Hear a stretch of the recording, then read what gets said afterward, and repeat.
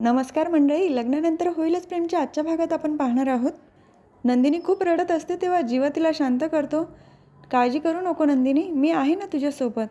तेव्हा नंदिनी म्हणते, काळजी कशी नको करू. काव्या बघितली ना कशी प्रश्न विचारत होती आणि ती आता शांत बसणार नाही. या सगळ्यांचा शोध घेईलच. जीवा पण तिला समजून सांगत असतो, नंदिनी नको काळजी करू. आज आपण दोघांनी मिळून सावरून घेतलंच ना, इथून पुढे पण आपण असंच सगळं सांभाळून घेऊ.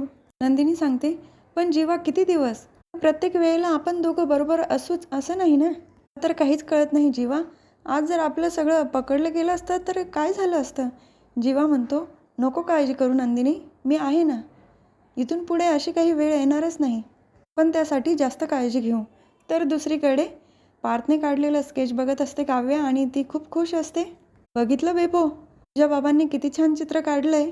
त्यांचं माझ्यावर खूप प्रेम आणि तू जरी आला तर पहिली चॉईस माझीच असणार. माझ्यावरचं प्रेम कधीच कमी होणार नाही बाबांचं. आणि आत्तासुद्धा आपल्यासाठी फ्रूट सलाड बनवायला गेले. तुला पण भूक लागलीच असेल ना. आणि तिला मागच्या वर्षीची वटपौर्णिमा पण आठवत असते. तिची इच्छा नसताना सुद्धा ती पूजा करण्यासाठी गेली होती आणि पार्थने तिला प्रत्येक फेरीचं महत्त्व समजून सांगितलं होतं. ते सगळं तिला आठवत असतं. तर दुसरीकडे किचनमध्ये पार्थ फ्रूट सलाड बनवत असतो. टेस्ट करून बघतो तर त्याला वेलचीची कमी वाटते. माझ्या मांजरीला वेलची घातलेलं फ्रूट सलाड खूप आवडतं, तेव्हा वेलची तर घालायलाच हवी. मागच्या वेळेला नाही नाही म्हणता म्हणता पूर्ण फ्रूट सलाड संपवलं होतं. माझ्या मांजरीला मी बनवलेलं फ्रूट सलाड आवडतं. घेऊन जाणार त्याच वेळेला तिथे रम्या येते आणि पार्थचा तिला धक्का लागतो. काय रे पार्थ, जरा बघून चालत जा ना. काय बायकोसाठी फ्रूट सलाड बनवलं आहे काय. माझा पण उपवास आहे तर माझ्यासाठी पण बनव ना थोडं. पार्थ म्हणतो, तू ज्याच्यासाठी उपवास केलाय त्याला बनवायला सांग. हे फक्त माझ्या काव्यासाठी बनवलंय मी. आणि नाहीतरी विजयला बरंच काही बनवता येतं ना.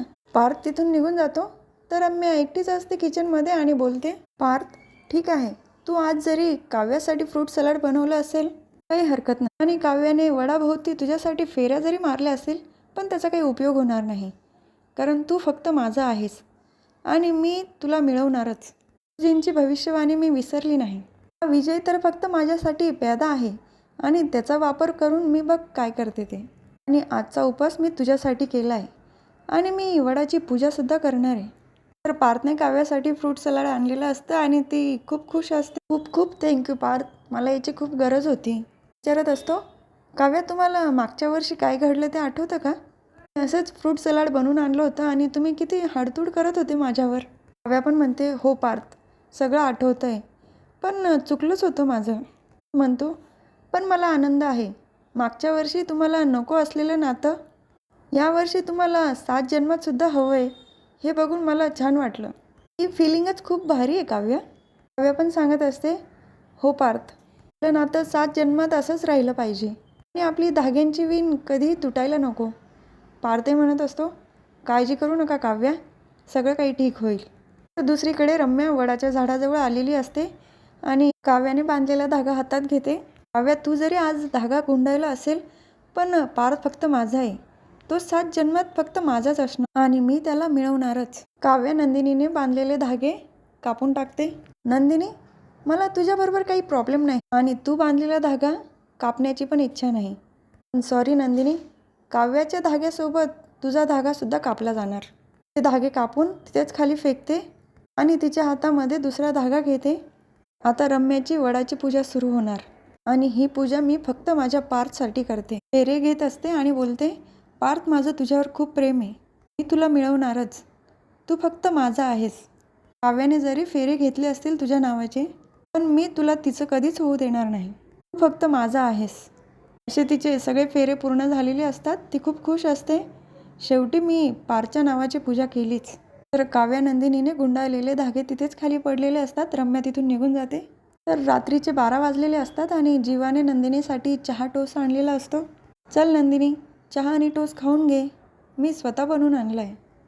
आणि अशी 12 नंतर उपास सोडण्याची वेळ झालीच आहे ना. पण नंदिनी म्हणते, अच्छा, माझ्यासाठी तुम्ही तुमच्या हाताने हे सगळं बनवून आणलं आहे. जीवा म्हणतो, चहा तर मी बनवला आहे पण टोस्ट बेकरीवाल्याने बनवला आहे. तर नंदिनी तिच्या नेहमीच्या सवयीप्रमाणे फुरके मारत चहा पित असते. जीवा, तुम्हाला माहिती आहे ना, फुरके मारत चहा कोण पितं. ज्याचं मन साफ असेल तोच असा चहा पितो. पण मला एक सांगा, ती कविता तुम्ही आधीच केलेली होती ना?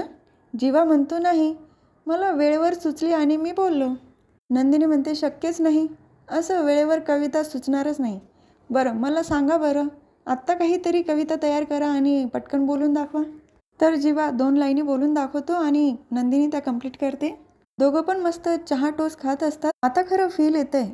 मस्त गरमागरम चहा आणि त्यासोबत टोस्ट. नंदिनी विचारत असते, पण जीवा मला हे कळत नाही की आता एक्स्ट्राची काळजी कशी घ्यायची. जीवा म्हणतो आता आपण चहा एन्जॉय करतोय ना, तर चहा पी, ते नंतरचं नंतर बघू, मी असताना काळजी करू नको. तर दुसऱ्या दिवशी सकाळी आर्या मेसवाल्याला फोन करून विचारते, तुम्ही अजून डब्बा का पाठवला नाही माझा? मला खूप भूक लागलेली, मला जमत नसेल तसं सांगा, मी माझी व्यवस्था दुसरीकडे करेल. तिला भूक लागल्यामुळे खूप चिडचिड होत असते आणि त्याच वेळेला नंदिनीचा फोन येतो. ती नंदिनीसोबत सुद्धा व्यवस्थित बोलत नाही, तिच्यावर पण चिडचिड करते. अगं अजून पण माझा डब्बा आलेला नाही. नंदिनी म्हणते काय? अगं तू प्रेग्नेंट आहे ना, वेळेवर जेवलं पाहिजे. तर आर्या म्हणते तू मला नको शिकू हां, मला कळतं माझी काळजी कशी घ्यायची.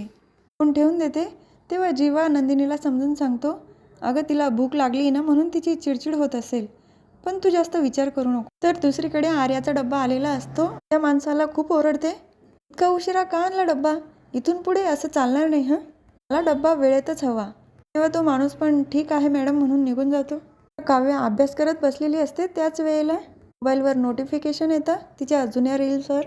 कमेंट वाचते, या फक्त तोंडाच्या वाफा आहेत, बोलून जातं करत काहीच नाही. परत दुसरा मेसेज असतो, तुम्ही भावी IAS होणार आहात आणि हे रील वगैरे फक्त प्रसिद्धीसाठी चालू आहे, करणार काहीच नाही. या प्रकारचे कमेंट्स वाचून काव्याला तर खूप टेन्शन येतं. मी खरंच कुठे चुकते आहे का? मला असं वाटतं की मी कमी पडते. त्याच वेळेला तिथे पार्थ येतो.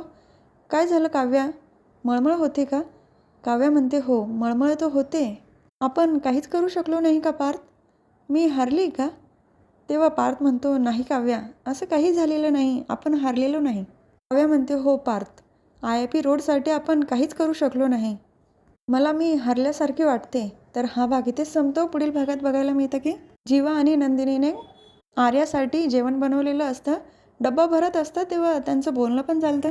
आपली सरोगेट मदर आपल्यासाठी एवढं काही करते, तर आपण तिची काळजी घेतली पाहिजे. टिफिन भरत असतानाचा व्हिडिओ रम्या काढत असते. तर काव्य पार्थला म्हणत असते, पार्थ आता शांत बसून चालणार नाही, त्या रीलचा विचार करावाच लागेल. तर तिला एक आयडिया सुचलेली असते, आपण झाडं लावली पाहिजे. दोघं पण झाडे लावायला जातात, पण रम्याच्या डोक्यामध्ये वेगळाच प्लॅन शिजतो.